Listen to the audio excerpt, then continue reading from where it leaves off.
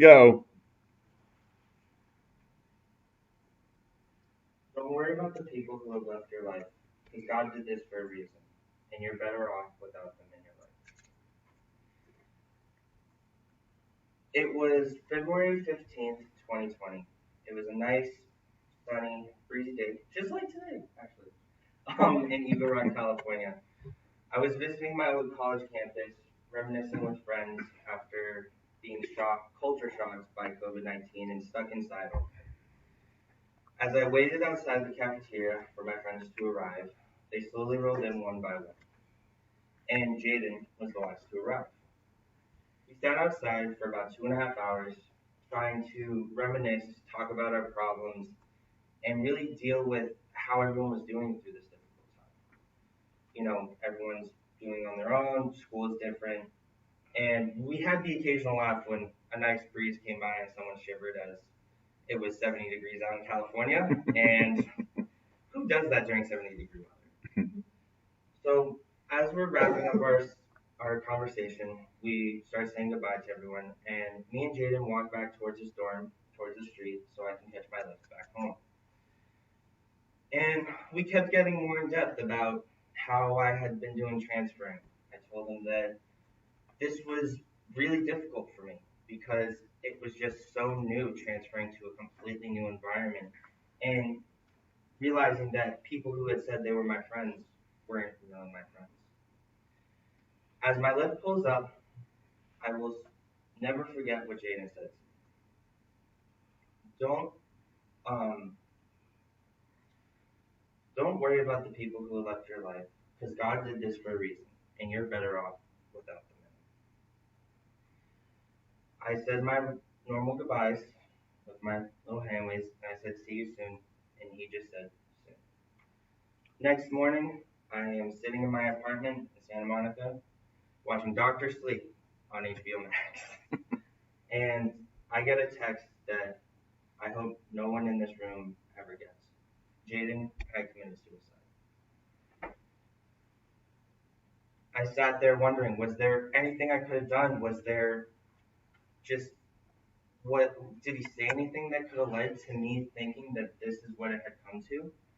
And I realized that there was no signs, no little body language, no hint, not even the soon that he had said made me think that this could have led to what he was going through.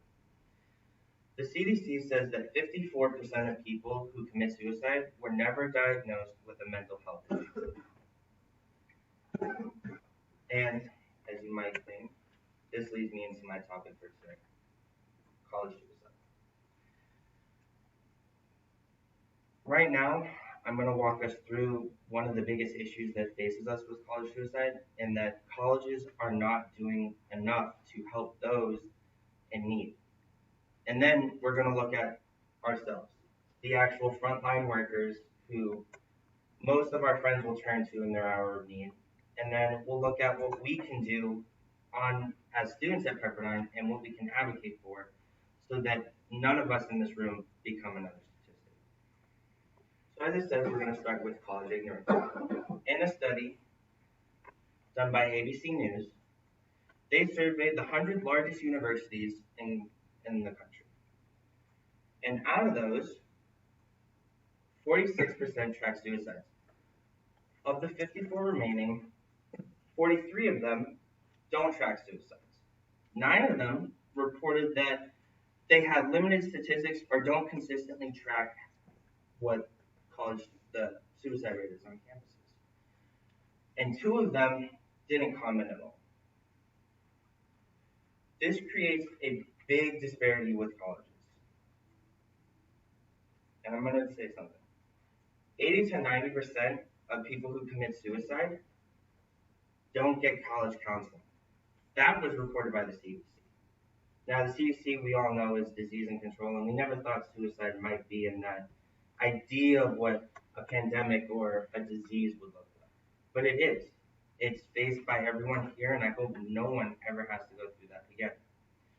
College campuses are becoming this dark, gloomy, and scary place for students to maneuver. They're trying to find who they are. They're trying to figure out where they fit in society and what they want to do for the rest of their lives. And people are just so overwhelmed by this. Now,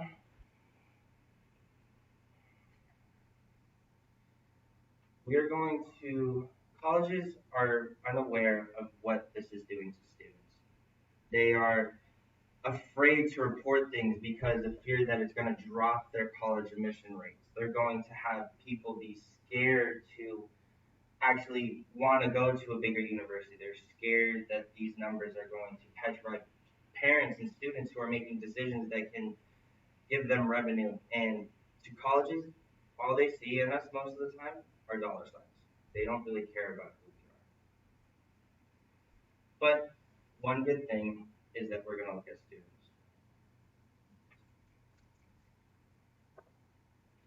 The Anxiety and Depression Association of America reported that 61% of college-aged adults feel like suicide is an escape. I want you guys to turn to each other and just imagine that two-thirds of you almost, or two out of the three sitting next to you, could be going through something like this. But again, we're going to look at ourselves, the frontline workers, because most students will not go to the student counseling center as they might find that it's too difficult to get an appointment or too difficult to open up to someone completely new that doesn't really know who they are.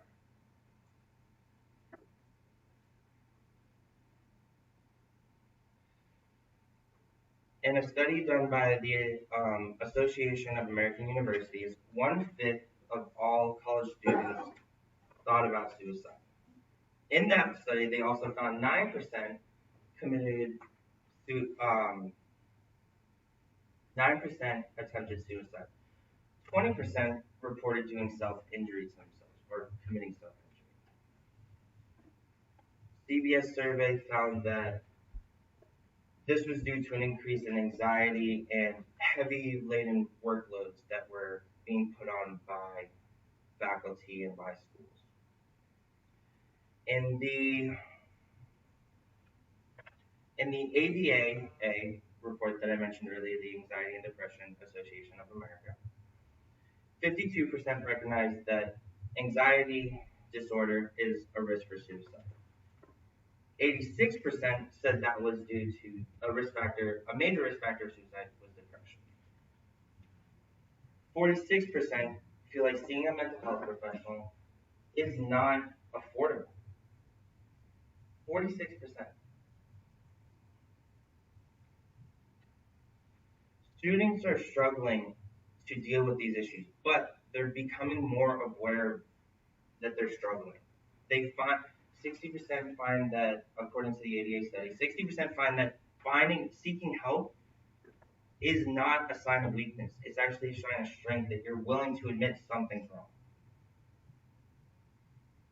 They're shaking the stigma, and that leads to my resolution of what we can do within our community to make sure no one of us in this classroom or on this campus becomes another statistic. The overall goal is suicide prevention. I mean, that's pretty obvious. We don't want anyone feeling like their last line of defense and their last hope is to just end it. Now, I propose that we have more extensive training for teachers because at the end of the day, we can help each other with issues, but it's not our jobs necessarily to help them and to try to tiptoe around someone because we don't want to say something that might trigger them in today's society. Teachers can be a big part of this, and I suppose I want to propose that we have more extensive training for them. In a study done by Very Well Minds, some of the key risk factors associated with this include signs of major depression and signs of overwork, stress, or anxiety within a student. I also suppose that we hold more inclusive events and, as I have in my computer, a paper that everyone can sign to petition the president to seek more funding so that we can hire more counseling efforts for students. I also want to end on a quote by Norman MacLean when he gave at his eulogy to his estranged son.